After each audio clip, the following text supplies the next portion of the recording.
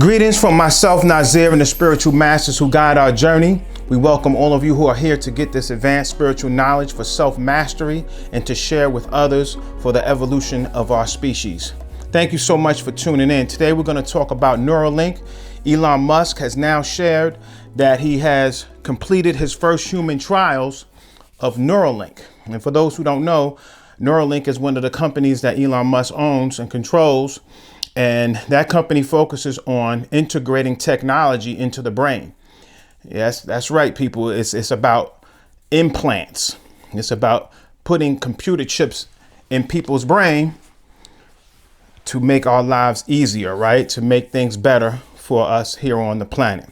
So on February 20th, Neuralink's first human trial was a success, according to Musk, and a patient was able to move a mouse with their thoughts.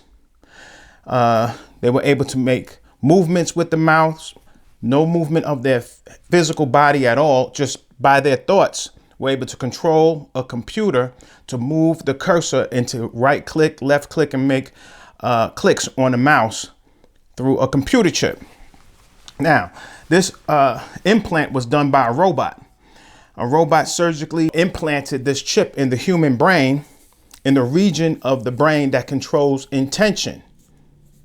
I'm pausing for emphasis.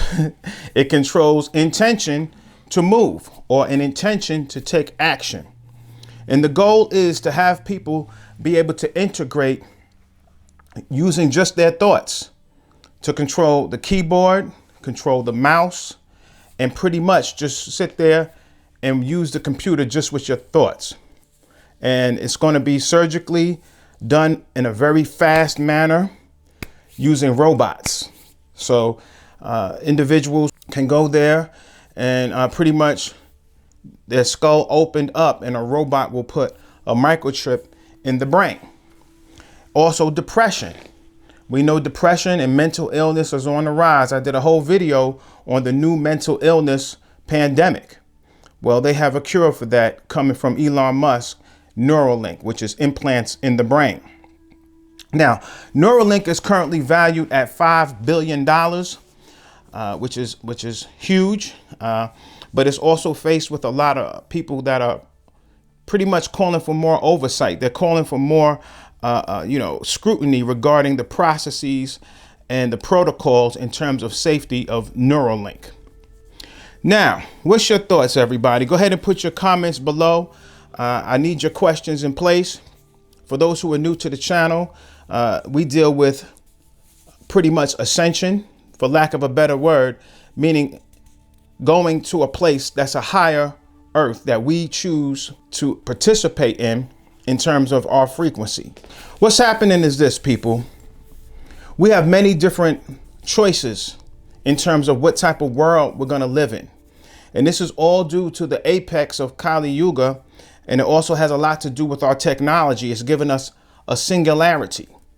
And what a singularity is a meeting point or a terminal, if you will, a vortex or a singularity where a group of things meet. In this case, we're dealing with timelines. So what happens at the end of these 26,000 years, there's an opportunity for individuals to either ascend and go to different timelines or go to higher frequencies. Some have an opportunity to go to lower density levels. And it's not right or wrong, good or bad. It just depends on what that soul needs or desires to experience for its soul's evolution. So let me explain how this works. And this may be a little much for people that are just new to the channel, but those who've been following for a while, this is just going to give you a little bit more guidance of how to govern yourself in your thoughts and where to put your energy in terms of these things that are on the menu in this singularity. As timelines progress, you have something called convergence. And as convergence, it simply means these points converge, almost like all of the railroads used to converge in Atlantis. They used to call it terminus. Then it became known as Atlantis, but it was terminus because in the old South, all of the tracks or all of the railroads converged in Atlanta. So it was a singularity. Well, the same thing happens energetically in these cycles. All of these timelines meet at a certain point, and that is called the convergence. And after a certain point, after everything converges, you have something called a singularity. The singularity is where all of the trains meet, all of the worlds meet. Everything is pretty much on the table. So in these days and times when you see so many options, right, so many ways of living, so many ways of thinking, right, we have polar opposites like never before in this country and in this world in terms of our political views, moral views. It's almost like anything goes. This is letting you know we've reached a singularity. And in that singularity, it's almost like the airport, almost a spaceport, right? All types of beings are here. A lot of extraterrestrials here, a lot of beings are here. There's a lot of different species here, even though we all may take on the human form. So a lot of things are on the table. So after so much time, that energy begins to dissipate and individuals begin to choose what type of world they want to live in or what type of timeline they want to participate in. This also speaks to the Mandela effect, which is a bleed over from people who have made previous jumps. So while everything is on the table, it's almost like sitting in the restaurant or the buffet and you're deciding on what you want to eat. You have an opportunity to choose. This is what the whole Matrix was about. People talk about the Matrix and they always, go into the fact of the computers and AI ruling us, but they missed the point of the story. The Matrix was all about choice. What do you want to participate in?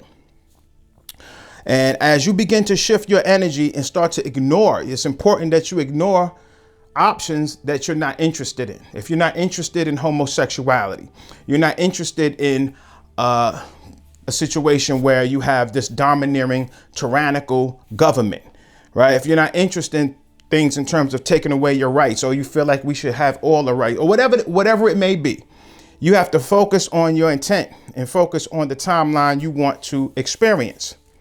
And in many ways, like I've been talking in my previous sessions, it's about focusing on your joy and your higher self and the higher will. It puts you on your heaven, right? Or your highest version of reality that you want to experience, because everybody's different. So as convergence reaches singularity, which I said everything meets in the middle, it's a menu frequency, right? After a while, people begin to diverge. This is the timeline divergence. So you have convergence, singularity, divergence. So as more and more people focus on their joy and what is their truth, quote unquote, people begin to be on their own timeline and in their own world. So people will disappear from your life. There's going to be things that's going to disappear from your life. New people will come into your life, right? You may wake up in the morning and say, wow, it's amazing. I can't believe that there's no such thing as gasoline cars anymore. It's been outlawed. It's like, wow, these whirlwinds of changes. We never would have thought these things would have happened.